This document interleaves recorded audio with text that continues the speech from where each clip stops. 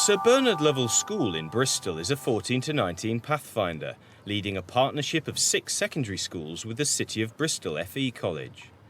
With specialist language status and 1,300 pupils on roll, it has taken a bold step. It decided to spend the lion's share of its capital budget on IT hardware. Providing students with the best front-end facilities is a strategy designed to help embed ICT and to make the best use of their sophisticated server network. We do prioritise for ICT because we're trying to change the nature of our curriculum and the experiences which youngsters have. And we believe that the use of ICT is critical in the educational reform that we want to see. We look for a range of funding streams which can help us. We provide quite a high level of equipment within the school for youngsters and for staff. We do this by bringing together funding out of our base budget, funding out of our devolved capital, and also funding from other sources. And if you take a photograph like that, I've used the rule of thirds on this, and actually those 2 sections there, it all perfection. The funding strategy has meant spending £250,000 to put momentum into the policy of making e-learning core to every subject in every department. Not only is IT available in every teaching area, there is timetabled access to IT rooms in all subjects. It enables students to have a much more cohesive experience of IT across the school, across many different departments, and enables them to have confidence that they can use IT regularly and develop their own skills and competence using IT. Revenue was analysed and a financial commitment made. In a move that some might balk at, the school decided to take the plunge and purchase 500 new PCs in one go. To make the sums work, some deft management of the school's capital budgets was necessary. The decision-making process was managed by a strategic team of curriculum directors, teaching staff, resource managers and the head teacher. When we were looking to buy a new kit, we were able to take in the considerations not just about teaching and learning, but about the network implications of new resources, how it would impact on the use of extranet, financial implications, and so it means we can arrive at a much more planned, rational decision which is going to benefit the school as a whole and have a real impact on teaching and learning. The IT systems manager at the school has experience of purchasing IT hardware in a commercial environment. His expertise plays a crucial role in advising teachers how best to decide upon the level of capital expenditure at Sir Bernard Lovell. In common with a lot of schools, we tended to work the stuff into the ground. And at that point, 2 years ago, we had a change of focus and decided to adopt more of a business style model and try and refresh the kit every 3 years so that we made sure we kept everything up to date, latest hardware within that 3-year cycle, and put in place a plan to really let us change everything and do away with the hardware failures that we've been living with up till that point. Sir Bernard Lovell School's adoption of a best practice business model for capital purchase is something which is being encouraged by Bector. We're picking up some of Bector's work on the framework for IT support in schools based on the common ITIL infrastructure, and we're starting to implement that here as well for our processes.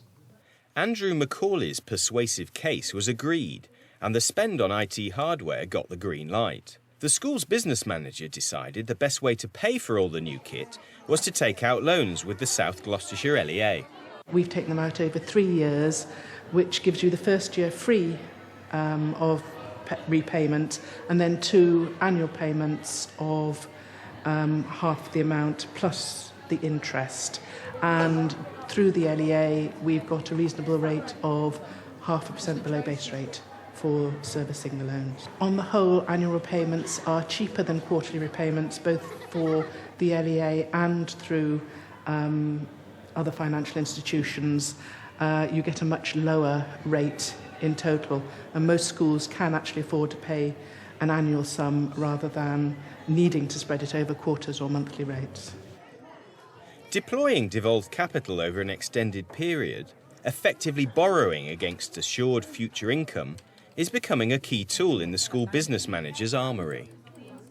Since the part of the NGFL funding now has been divided up and put into devolved capital, it makes the devolved capital far more flexible to be used.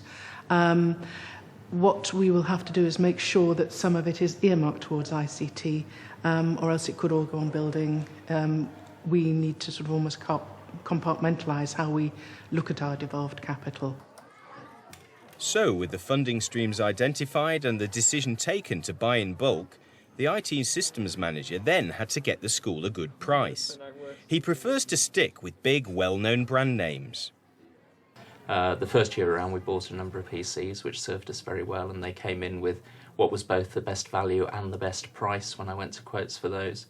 The second year around we knew that when we got more PCs in, to try and stick with the same models would give us savings in maintenance costs, and so I figured that in when I put together the best value proposition at the time. Those brands do have a certain quality associated with them. The hardware does tend to be more reliable in my experience. So I've tended to stay with first-tier providers really just to give us the extra reassurance of reliability. And when I've gone out to them for pricing and benchmarked them against other educational suppliers, they have come back with good pricing. We're legally obliged to go for best value, but some people interpret that as best price. And his tactic with the computer sales reps was simple. That tried and trusted technique of haggling hard for the best deal. The first round of quotes I got in for the equipment I wanted were way in excess of that, and I just kept going round and round again until the figure really approached something I was happy with. And then I'd say don't stop there, but at least go around once more and see if you can squeeze some extras in. If you can't get the price down, get your suppliers to give you some added value, like extending the warranties included in the price, which, if their kit is of a decent quality, actually isn't too much of a risk for them to throw in. So now we can use triangular numbers. You can use a recursive one as well to find the sum of integers. So the sums made sense, and Sir Bernard Lovell's bold decision, spending £250,000 on a regular 3-year cycle, has produced a sizable dividend. It's broadened access to the school's extranet and e-learning network, which was itself funded by 14 to 19 Pathfinder money and by revenue generated by a commercial partnership with a software developer in Australia. The whole ICT strategy was underpinned by the school's own research into learning styles relating to an online curriculum. Resources are accessed via an extranet, both during lessons and at home. With extended work that we're able to set, it means that we can break away from just giving paper-based materials to students, and it enables us to set work that's far more media rich. So we can set up a piece of extended work on the extranet which contains many different forms of media, images, links to the internet, video clip, which we wouldn't have been able to do if we hadn't developed the resource. And it means that students can learn in a whole variety of ways, not only in the lessons but outside of lessons as well. It also enables teachers who know they've got a planned absence can also prepare work in advance, which contains a whole load of media and a range of different ways for students to learn, which means that students' experience doesn't need to be disrupted as much from planned absence.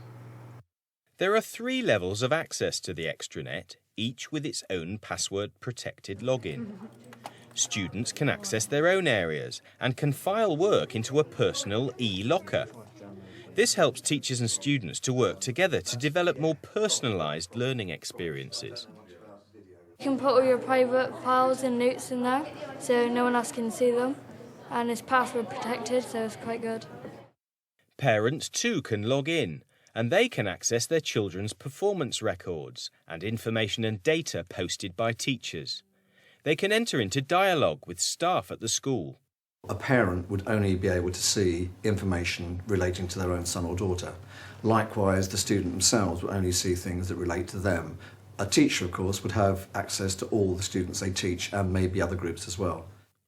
Staff can use the system to store and process performance data, such as the latest Year 8 maths test. Use of the extranet in mathematics, which is my own subject, is particularly effective as regards online testing. The students at the end of the test get immediate feedback as regards which questions they've got right and which ones they've got wrong. The data that I have at the end of the lesson is a distribution curve which gives me the analysis of the whole results of the whole group, and I can pick individual students and see where they lie within that distribution. Even more useful than that is the breakdown of each individual question's response. So lots of green is good, lots of red is a problem, and it's a very good point to then start remediation with the students, asking them first of all, why do you think students got this question wrong? And very often they can analyse the result and tell me where they've gone wrong, and that's a very useful way of using assessment for learning for progressing from there. Okay, and paste. And there you go. Then you press play. So now you can put in drum beats, you can put in guitar patterns, whatever you like. Outside of music lessons, the extranet allows students to have direct access to their tutors, and one-to-one contact means individual learning plans can be developed. The individual learning plans allow us to communicate basically at any time with the students, so it removes the constraints of being in an ordinary classroom, and that can be a very good thing because a young person who may be at home talking to their parents, and it can be actually a three-way conversation, and this is what we are trying to achieve in joining up all the different sides of the advice and guidance that a young person has both at school and at home. The question was, I've started to think about the kind of work placement I would like to do.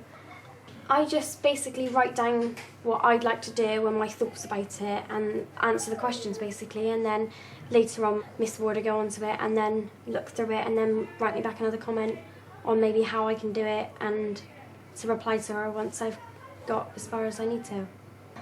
The response of students to all the new kit has been very positive. They're much better than the old ones because they never crash and it's much easier to log on and it's all really clear. It's all like really quick, so you know what's going on and everything, and you can just click on anything and it'll come straight away. But it's harder as well because they changed all the menus. The computer are easier, but the menus are harder. They're better than the last ones we had when I first got here. They were slow dinosaurs sort of thing. The computers around the school are really easy to access. You can always log on to it and just see if you need to write any more, or if Mrs. Ward has already replied to you.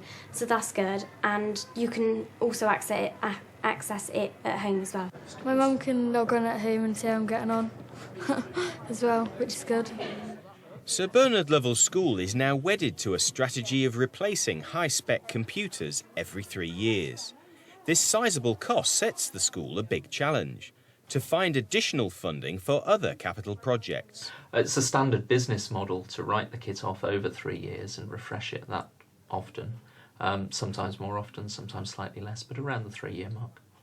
We always have to have a balance in any expenditure.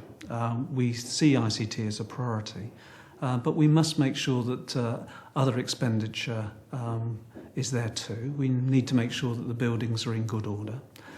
We need to make sure that we have a very good and stimulating learning environment, which is not just ICT. So we have to get that balance. Obviously, bringing in a range of funding streams helps us. Being able to manage the money over a 3-year period helps as well in terms of making sensible decisions about what you spend your money on in each particular year.